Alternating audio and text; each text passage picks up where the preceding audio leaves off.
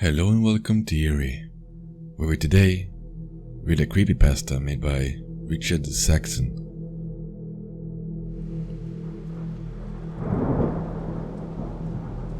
Am I going to die? The kid asked me as he was being rolled into the operating theater.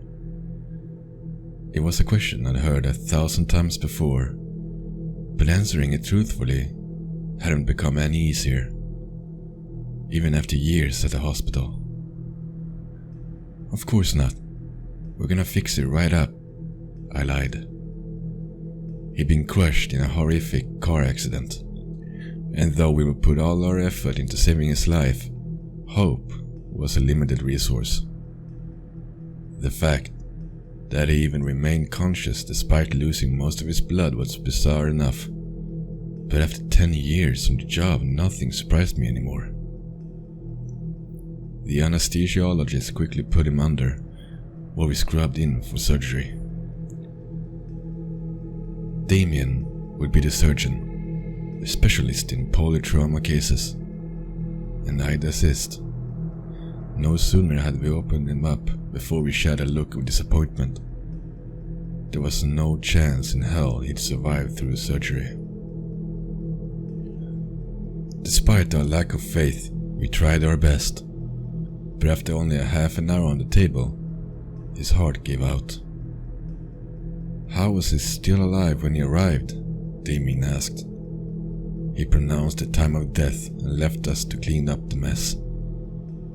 I took the responsibility of cleaning the kid up for the morgue, a task that I committed to countless times before. It wasn't something I personally enjoyed, but to me, it was my final chance to pay respect to the dead. The kid couldn't have been more than 15, and as I'd hear, he was just learning to drive. Unexperienced and attempting his first drive on a slippery road, he managed to steer off into a ditch. His father died on impact, but he himself lived long enough to face surgery. As I put the needle to his open abdomen, his body twitched for a moment. I retracted the needle in surprise, wondering what had caused the post-mortem spasm. Then the boy suddenly gasped for air as his eyes shut open. He let out the most violent scream imaginable as he suddenly returned to life. "Help me," he begged, with a guttural voice as I stumbled back in panic and slipped onto the floor. I called for help, and the rest of the team came running into the operating theater, each panicking as they witnessed the dead boy scream on the operating table. His spine was fractured, so though he yelled in agony, he could do nothing to move. The anesthesiologist quickly attempted to sedate him while we checked his vitals. Despite all evidence pointing to the contrary, his heart had not started beating again. He was supposed to be dead. I started chest compressions, desperately trying to get his heart going. I cringed to the sound of his ribs cracking beneath my hands, and the boy's screams turned to gargles as he was unable to gasp for another breath. "He's not going under," the anesthesiologist yelled as he gave the kid a second dose of propofol. Of course, without a functioning heart, there'd be no way for the drug to flow through his veins, even as I tried my best to pump for him. After an hour of compressions, the chief of surgery had intervened and ordered us to stop. At that point, we caused more damage than we helped. "What's happening to me?" the kid stuttered, still conscious. None of us responded. We couldn't find any words to describe the horrific sight before us. Most of the staff had left due to the sight. We had faced many challenges in our career, but nothing quite like this. "What's your name?" I asked, despite already having seen it in the file. I just wanted him to focus. "Brian Dawson," he responded. I took a deep breath, doing my best to keep my composure. "You were in an accident, Brian," I told him. His eyes darted frantically around the room as he started to realize where he was. He tried to lift his neck, but due to the spinal fracture, he was completely paralyzed. "I can't move. I can't move," he cried. I walked closer, standing directly above him. "Brian, your heart isn't beating," I said. The chief of surgery, George, grabbed me by my shoulder and whispered into my ear. "We need to isolate the OR.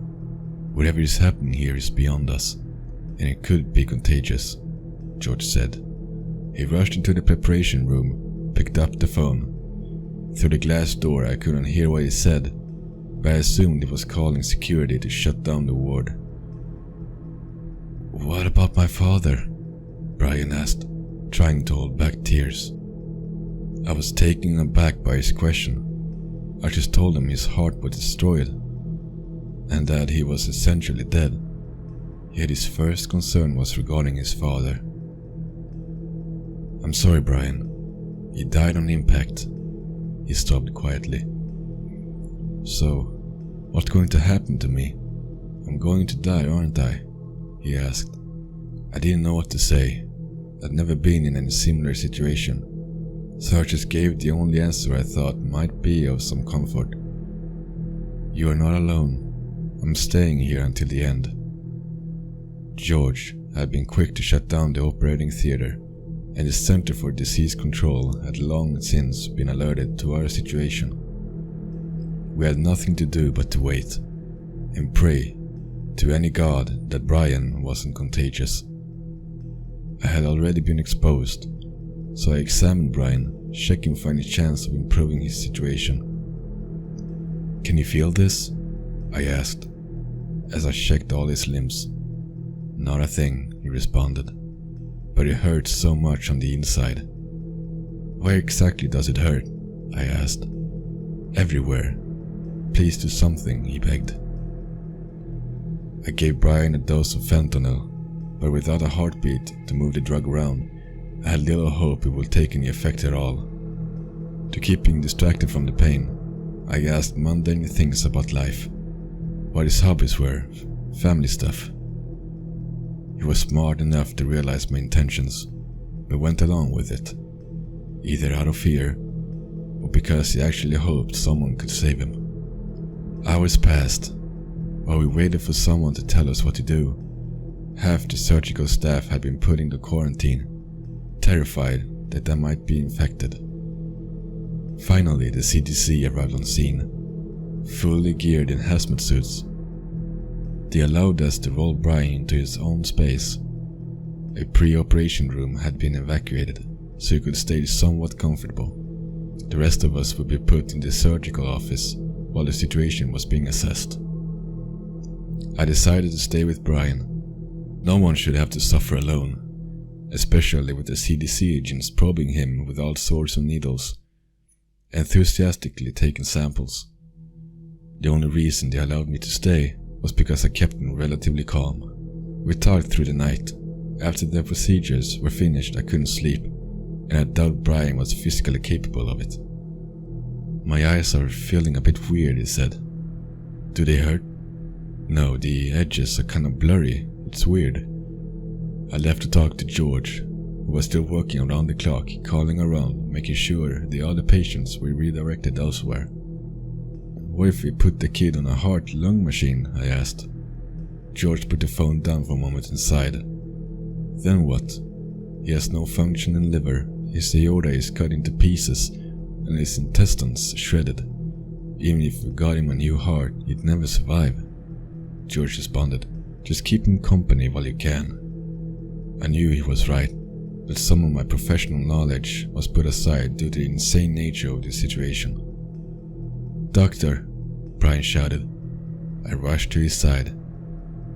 I can't see," he stuttered. I pulled out the flashlight and examined his eyes.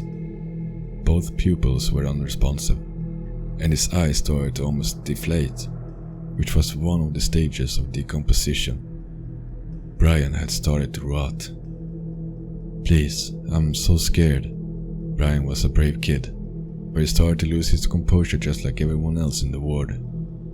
I kept talking to him, but the inevitable truth was that if he kept decomposing, he'd soon lose all his senses, all the while being conscious to experience it. As horrible as it might sound, I begged that it might finally allow him to pass on. We kept talking. I asked him if there's anyone he wanted to call, but as I already knew from the others, Brian's mother had died during childbirth and his father had been in the same accident as himself. As we talked, Brian's voice kept getting louder, as if he was struggling to hear. "Are you hearing me all right?" I asked. "What did you say?" Brian basically yelled. His hearing had deteriorated within minutes, going from impaired to deafness, before I could even begin to help. With him being blind and deaf, we no longer had a way of communicating. No matter my attempts, I couldn't comfort the dying kid, and the CDC quickly decided that my presence had become unnecessary.